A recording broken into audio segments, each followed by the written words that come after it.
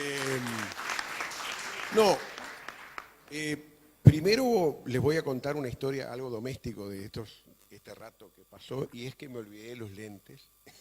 Y no se peleen por prestarme unos, porque tenía algunos datos para leerles, pero me acuerdo igual, ¿no? O sea, no va a haber problema. Porque a su vez también, pasa, que tenía esa disyuntiva de si leer, si... Yo creo que no amerita leer, ¿no? Primero voy a felicitar además a todos por el buceo, porque esta convocatoria yo quiero ver si en otro barrio también se consigue, ¿no? O sea, de gente que un viernes de noche venga a escuchar y a conocer o a reflejarse en la historia de su barrio, a rememorar o a enterarse, porque hay gente joven también, ¿no? Y me parece muy importante esa presencia por acá, ¿no? Y ahí un poco también lo que es hablaba la colega de lo que es lo barrial, y a mí se me ocurre enganchar eso con algo como eso que siempre se dice, la memoria y la historia, ¿no? ¿Qué relación tienen la memoria y la historia? Y siempre, a veces los que quieren exaltar la historia dicen, no, pero la memoria es subjetiva y no es científica, y los que defienden la memoria dicen, bueno, sí, pero ahí está un poco lo que siente la gente, y más tanto vinculado a esa sensibilidad, a esa historia de sensibilidades que, por ejemplo, Duby llevó o reforzó en Francia y en todo el mundo, y aquí, ni que hablar, el gran maestro José Pedro Barrán, ¿no? Y en ese sentido, o sea, yo voy a empezar contando de que, sí, como decía Jesús, nací muy cerca de acá. A ver si corre. Sí, es ¿no? Ahí está mi casa. Por ahí anda Alfredo Bacaro, que vivía enfrente. O sea, está bueno de que jugábamos al fútbol y si habremos jugado en ese asfalto que está por ahí, ¿no? Esa calle evidentemente era nuestra cancha en la época en la cual los gurises jugábamos al fútbol en la calle, cosa que hoy ya no es tan habitual, ¿no? Esto de ahora, no había rejas, por supuesto, esa era mi casa y no tenía rejas, ¿no? Mi casa era la de abajo a la izquierda, Ambrosio Velasco 1368. Y Alfredo se debe acordar de que yo, ya de adolescente, cuando quise mi propio cuarto, dormía ahí abajo, ¿no? En el garaje. Y por supuesto que nos pasábamos en la playa en verano, y después les voy a contar una historia que tiene que ver con el final, con las últimas diapositivas, ¿no? Y hoy es increíble, porque las cosas no pasan de casualidad. Es 4 de mayo, y el 4 de mayo del año 1995 falleció mi madre, y falleció viviendo en esta casa. Increíble, ¿no? 23 años pasaron, y hoy estoy acá hablando del buceo y hablando de la calle Ambrosio Velasco y de la casa, y un tiempo después fuimos y tiramos sus cenizas, ¿en dónde? En la playa Buceo, como correspondía, porque ella siempre, durante muchos años, fue una asidua presencia allí en la playa Buceo. Vamos a ver alguna más de acá. Bueno, ni que hablar. A ver, bueno, esta está un poco oscura. Esta es la de Verdi y Ambrosio Velasco, ¿no? Frente a la peluquería de Juan, allá está Claudio, ¿no? Yo me corto desde los 9 años con el papá de aquel señor, ¿no? Y ahora hace unos años con Claudio, y siempre le digo que me acuerdo cuando Claudio andaba bromando por ahí, ¿no? Al papá, y hoy es el peluquero que se encarga de llevar adelante lo que era París Coiffeur y que hoy es Avedis Coiffeur, ¿no?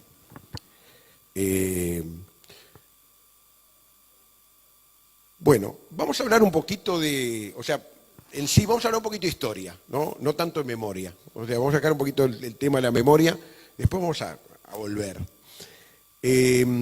¿Por qué se llama buceo? ¿No? O sea, y eso tiene mucho que ver, o sea, con lo que era, fue un incidente que es lo que pauta además este aniversario, ¿no? ¿Por qué es 266 años? Porque en mayo de 1752, ¿no? o sea, hace 266 años, se hundió por aquí, era habitual que se hundieran, no había todavía faros, se hundieran los navíos aquí en la costa de lo que es hoy la costa uruguaya, la costa atlántica y la costa del Río de la Plata. Y en virtud de eso, hoy se dice, por ejemplo, mi amigo Juan Antonio Varese habla de 300 barcos en la costa uruguaya, hundidos. Y uno de ellos fue Nuestra Señora de la Luz, un barco que venía de Cádiz. Y ese barco, siempre había ese imaginario colectivo de las riquezas que venían en los barcos que venían precisamente de Europa. Plena época colonial. El proceso fundacional de Montevideo había terminado en 1730 y estamos hablando de 1752, 20 y pocos años después del fin de ese proceso fundacional. Bueno, despertó en aquel Montevideo muy pequeño, ¿no?, una fiebre de bucear para encontrar algo, moneda de oro, o sea, un poco lo que se decía, había más imaginario que realidad. Y bueno, y ahí es que se empezó a hablar de la zona del buceo, ¿no? E incluso hablando de la zona del buceo de la luz, ¿no?, ya mezclando el nombre de buceo con el del barco Nuestra Señora de la Luz. A mí me encanta siempre hacer el ejercicio de por qué se llaman de determinada manera los barrios, ¿no? Y los barrios tienen sus nombres que en general son nombres o de señores que eran los dueños, Carrasco, por ejemplo, Malvin, que es la deformación fonética del señor Juan Balbín y de González Vallejo, que era el dueño de esos terrenos.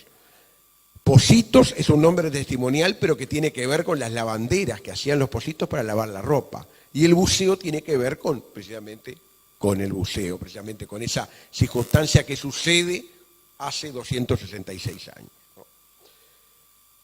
Por allá por principio del siglo XX, Orestes Araujo, en el Diccionario Geográfico del Uruguay, define el buceo. Es una obra muy interesante porque habla de todos los que son los accidentes geográficos del Uruguay, ¿no? Es de 1907, si mal no recuerdo, y él dice que es bajo, ensenada, puerto, núcleo de población, playa, punta, todo eso es el buceo, en la definición de Orestes Araujo, quizás nuestro primer gran geógrafo. Vamos a ver que precisamente esa zona, entonces, en virtud de lo que es ese boom de la búsqueda de tesoros, ¿no?, toda esa quimera que se daba, ¿no?, esa especie de quimera del oro, luego va a ser una zona, por supuesto, alguien habló de saladeros, ¿no? Dijo, no sé quién fue que dijo recién, habló creo que es Jesús, el saladero de Seco, precisamente, ¿no?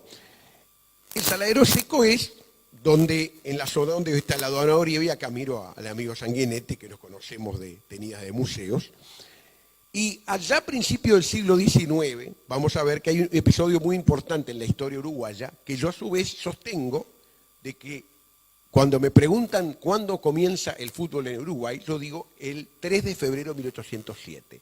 ¿Por qué?